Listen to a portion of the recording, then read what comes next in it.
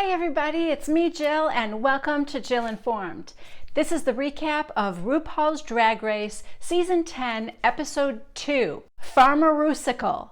Spoiler alert, if you have not yet watched this episode of Season 10 of RuPaul's Drag Race, I will be revealing the names of the challenge winners, as well as the name of the contestant being eliminated at the end of this episode. Okay, this episode had so much more going on than last week. I don't know if that's because we had to introduce all the ladies or what, but it just seemed like it was action-packed, so let's get into it. We start right where we left off last week with Vanessa Vanjie Mateo being voted out and saying her goodbyes. Okay, because I'm brand new, I did not know if this was weird to everybody or just me, so I didn't say anything. But apparently it was weird to everybody. The way she said goodbye to everybody. Miss Vanjie, Miss Vanjie, Miss Vanjie. Like, she just kept repeating her name. And I thought, oh, that's weird, but like, just go with it because maybe that's a thing. This week starts off and the other girls are kind of laughing about that. They're talking about all kinds of things. They're still teasing poor Monet about her sponge dress and her vision of having like dirt and the soap bubbles, and then her blue earrings were like water, and it was a whole concept that nobody got except poor Monet. So they're all kind of laughing about that. And then Calorie starts some drama by bringing up that tension between Aquaria and Ms. Cracker. Apparently, while the others were still on stage, the girls who were initially safe were in the back talking, and Aquaria was kind of talking smack about Ms. Cracker, you know, bitch stole my look kind of stuff. And when it gets brought up in front of Ms. Cracker now, Aquaria backs down awful quick. She now makes it sound like it's no big deal. I don't care. I don't really care at all. Well, that was a little too much for the Vixen because the Vixen had to call her out. Oh, that's not what you were saying earlier. And she's like, what? I really don't care.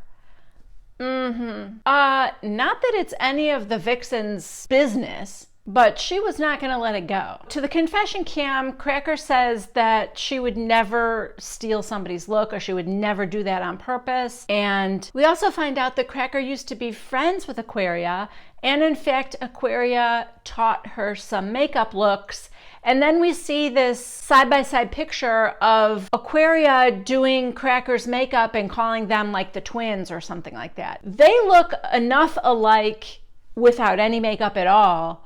But when you're doing the makeup identically, I mean, they really do look the same. Anyway, that scene ends with Vixen getting into it more with Aquaria than Ms. Cracker and Aquaria. And Vixen holds up this scrap of paper that she scribbled on, and it says, "The Vixen will fight you." Why so angry, Vixen? Next, we have the mini challenge, and Ru comes out with Andy Cohen, and they're dressed like cowboys, and this challenge is called Hey Girl, Hey. The girls have 20 minutes to put together a country look and dance. Some had success with this country look. Some of the girls had like plaid shirts, jeans, cowboy boot, fringe, that kind of thing, and others, not so much. Aquaria looked like Wonder Woman for some reason. I didn't get that look at all. The Vixen had on what could only be described as sort of a Tanya Harding gone wrong, sort of a ice blue frilly thing. And most of them, their dancing was not much better. Like their country dancing. Like I said, some better than others. There were two winners to this challenge, Asia O'Hara and the Vixen. Yeah, I'm as surprised as you are. I think we all know that was not the best country look or dancing. Already, I'm thinking this is rigged because here's the deal. The winners, those two winners, become team captains for the Maxi Challenge. I think for some reason they wanted Vixen to be one of the leaders. I'm really not sure. But all I know is she did not have the best country look. Asia's was a little better, but actually neither of them should have been the captains. And maybe I missed this, but it also did not appear that there was any cash prize for the winners. So the Maxi Challenge is the ladies will be on 2 teams, and each team is going to perform a musical about pharmaceuticals. So they do schoolyard pick. Asia goes first. It goes back and forth. And because there's an odd number of girls, the last girl who didn't get picked, which turned out to be Eureka, gets to pick which team she wants to go on. So she went on to Asia's team because her girl Calorie was on that team. Oh, but Asia was not happy about that. And you can see why. Eureka can't keep her mouth shut. We see the Vixen's team, and surprise, surprise, the Vixen is power hungry and won't listen to anybody else's suggestions about anything. On Asia's team, Asia will not be bothered by Eureka's constant stream of consciousness, ideas and thoughts coming out of her mouth. Asia's just not having it. She's shutting her down at every turn. Aquaria, I think, has the quote of the night. She says to the confession cam, "The key to doing well in this challenge is to keep your lip sync straight, your choreography gay, and your characterization bi-curious." I don't know. I just loved that.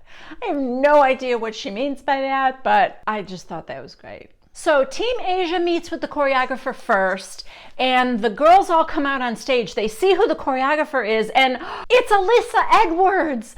Oh my gosh, everybody's so happy to see her, and all I can think of is, who's Alyssa Edwards? I did not know who she was. Thank God for title cards, because apparently she is Drag Race royalty. And as I've been told, we're probably going to have a lot of past season queens coming back and making appearances. So I do like this Alyssa Edwards. She seems to really be helping out the teams, and she's hard on them, but she also seems to have some compassion, and she seems to be doing a good job with them. Then the Vixens team comes out, and they don't have any choreography prepared at all. At least Asia's team had started to work on some moves and stuff, but what they told Alyssa was that, well, because we knew there was going to be a choreographer, we worked on getting into our characters. So she said, okay, great, let's see your characters. Not so good. And oh my gosh, Blair, sweet Blair St. Clair, to say the least, seemed to be struggling. I don't know if it was nerves. I'm not sure what it was, but I expected this kind of putting on a musical challenge to be right up her alley. And she couldn't even do a pirouette without falling out of it. And I don't know, I was getting a little worried for my girl. Okay, the next scene we see is the girls putting on their makeup and getting ready for tonight's show. Calorie tells a little heartwarming story about how when she was in high school, she used to weigh 340 pounds, and she thought that the kids would tease her for being gay, but it was really for being overweight. And they were very cruel to her, and she's telling the story to Dusty Ray Bottoms, who, while Dusty's putting her makeup on. Earlier, Dusty had talked about how the dots are her signature, and even though Michelle kind of blasted her for it, to me, I felt like the whole time that Calorie was bearing her soul to Dusty, and I was thinking, Dusty, all you're thinking about is whether or not to put the dots on your face. And let me help you out, girl. Don't. Okay, out on the main stage, RuPaul comes out, and oh my God, is anybody more beautiful than RuPaul? So Ru introduces the judges for the week, and I failed to mention this last week, but these judges and Ru are so funny. They are just, with the quips and the one-liners, they are quick and clever, and the comments they make when they're judging are just hilarious. The guest judges this week are Halsey and Padma Lakshmi.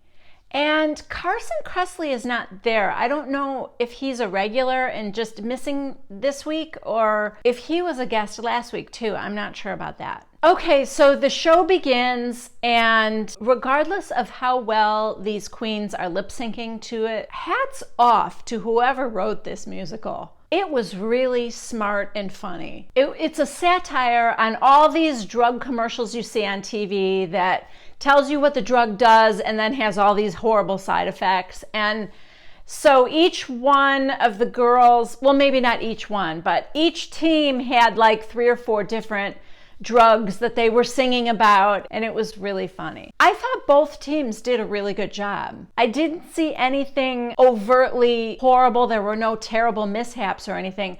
Some lip syncing issues for sure, but I just thought it was highly entertaining. And there wasn't a real obvious winner to me, one team over the other. I felt like Aquaria was a standout for me. I thought Blair St. Clair was much improved from rehearsal, thankfully. Dusty Ray Bottoms, it did not look like she had dots on her face. I was happy about that. I thought she did a really good job. Mayhem, Vixen, I was surprised at how well I thought they did. Cameron also, I thought, did a good job with her part. Like I said, I did notice some poor lip syncing. Eureka for sure. I don't think she got any of the words right. Maybe some could have had more energy, but all in all, it was highly entertaining to me. Okay, so after this, now we have a snapshot again. I thought that the snapshot last week was just to show the looks that they created for the competition. But maybe snapshot is something they do every week at the end. I'm not sure. Maybe while the judges are deliberating, they have the queens go and put on a different outfit. I'm not sure.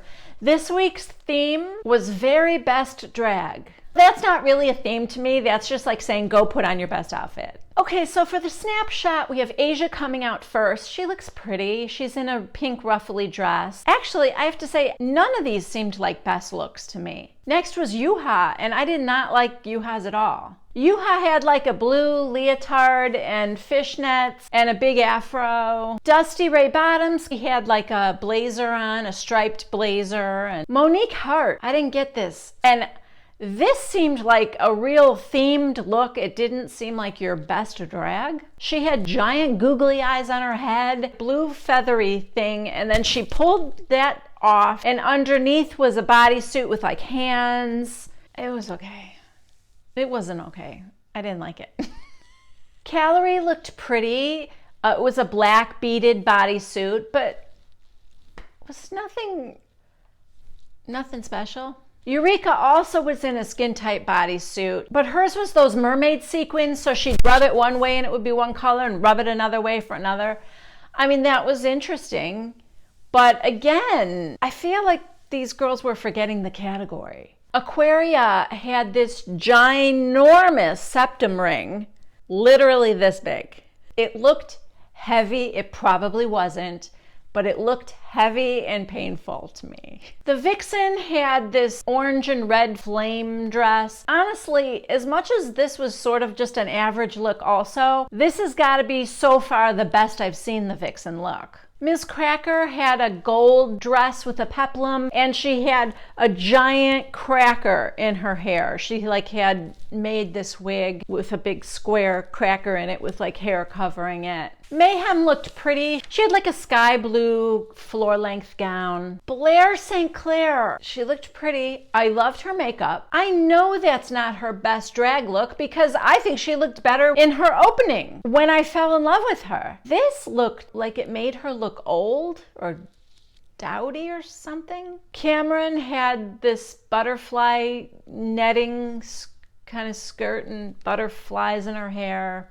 And Monet just had a sparkly catsuit. I know I keep repeating myself, but that cannot have been their best looks. I feel like these ladies are saving things as they go along to get better and better. At least I hope they are.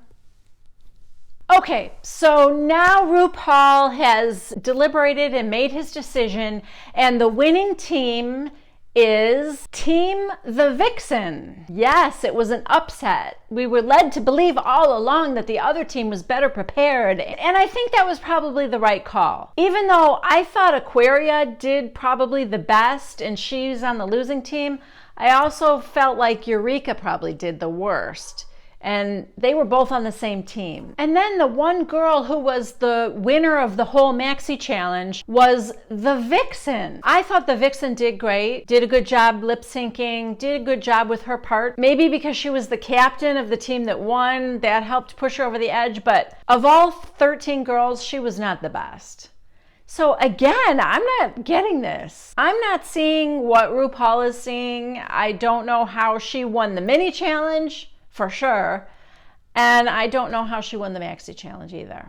And if anybody doesn't need an ego boost, it's the Vixen. So they're the winners, they're all safe and they get to leave the stage. And we're left with Team Asia, and these are the girls who are up for elimination. Oh, I should also say that the Vixen won jewelry and a $2,000 gift certificate to Nails by Christy or something. Oh, all I was thinking was, oh my God, I would love that. Okay, so now the judges talk to each of these girls one by one. Asia, they loved her. They love her snapshot look. They loved her in the musical. Yuha, they loved her in the musical, thought she did a good job, but they were not fans of her snapshot look. Dusty Ray Bottoms, they loved her performance in the musical. Michelle made a comment about how she doesn't have the dots, and then the camera showed up close and she did have dots around her eyes, which actually looked good. Michelle said something like, well, I can't see them, so that's good. You can kind of tell these people are going to be safe. Monique did not do well in the musical or the snapshot. I told you I hated her snapshot look. She's the one that had pulled the thing off and had this other thing underneath. That clearly was not the best drag look. As for the musical, they did not think she was memorable at all. Same for Calorie. They didn't think she was memorable in the musical, and her best drag look was just not enough. Eureka got called out on her terrible lip syncing, and her snapshot look was not the greatest either. Now, Eureka starts crying again. I think I forgot to mention earlier that Eureka also had this crying moment with the choreographer, and Eureka says that she thinks she has PTSD because last season it was the second challenge that she injured herself and had to go home. She's sort of freaking herself out a little bit, and she starts crying, and that was actually even the second time. The first time she did it in the workroom when all of her teammates had to gather around and comfort her because she felt like she was the weakest link, and boo-hoo, Eureka, come on. I felt sorry for her the first time. The second time, when she did it with the choreographer, I was like, okay, don't milk this too much, Eureka. Well, the third time, which is now that the judges just critiqued her not very favorably, she starts with the waterworks again, and everyone's like, well, what's wrong? And she has to go through the story about how, I'm sorry, I'm not myself, and I'm just remembering that it was this week last time that I hurt myself, and okay. In general, I'm a pretty sensitive person and have compassion, but now this is the third time you've gone to that well. It's getting real old real fast. Okay, Aquaria was liked, but she got a little flack for her character not being transforming enough. Up until now, I thought Aquaria should have won the Maxi Challenge because I thought her performance was the best. Her dancing was fantastic. She dropped down into these splits, wearing high heels, looking fabulous, but she was supposed to be going from like an old, haggard woman into a young millennial. They didn't think she seemed old enough. They were not seeing that wow factor when she took the jacket off. So after hearing all that, I did kind of get it. I can see their point. I still don't think the Vixen was the best of the night, though. Okay, so the girls all leave the stage and the judges are deliberating, and they're funny and they're talking about different things and cracking jokes. And he did this last week, and maybe he does it every single week. But I love when RuPaul shuts the judges up almost mid-sentence sometimes with silence. I've made my decision. Bring me my girls. I love it. So the 7 girls from Asia's team are there. And RuPaul says, Asia, Aquaria, Dusty, Yuha, you're safe. So there's 3 left. And he says, Calorie, you did this wrong, and it wasn't your best week. And Monique, that wasn't a good snapshot look. You were not very memorable in the musical. Eureka, you didn't know your lines, and not the best look. They all like look sheepishly, like, yeah, you're right. And then he says, Monique, you're safe. Calorie and Eureka are both up for elimination and have to lip sync for their lives. I know I'm new here, but I don't think Calorie's that bad. I don't think Calorie deserved to be in the bottom this week. So the lip sync for your life song this week is Best of My Love by The Emotions. Eureka was doing some good lip syncing, but not moving around a lot. But Calorie Kardashian-Williams, she looked defeated. Best of My Love is not exactly a song that you can pull out the twerk. So maybe she just was out of her element. I'm not sure, but she looked like I think she gave up. RuPaul told Calorie Kardashian-Williams to sashay away, and I don't think anybody was surprised. I did like her parting words though. She said, Calorie may not have curbed your appetite today, but just remember, carbs are friends and also food.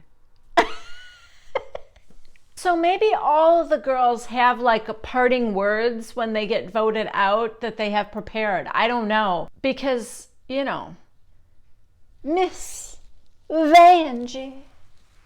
Miss Vanjie. Were those her parting words? I don't know. Either she forgot what her parting words were going to be, or that was her plan all along. And you know what? Kind of genius, because everybody is saying it now. Like, I can't stop saying it. Miss Vanjie. Miss Vanjie. Miss Vanjie. Okay, I'm done. We see Calorie's lipstick message on the mirror, and that's where this week's episode ends. Hope you guys enjoyed this recap. Please subscribe to Jill Informed if you haven't already. And if you have, thank you so much for being a subscriber. I really do appreciate you guys. Give this video a thumbs up if you liked it, and leave a comment down below. I love to hear from you. I will see you next Thursday at 1 p.m. Central Time for the next recap of RuPaul's Drag Race. Bye-bye.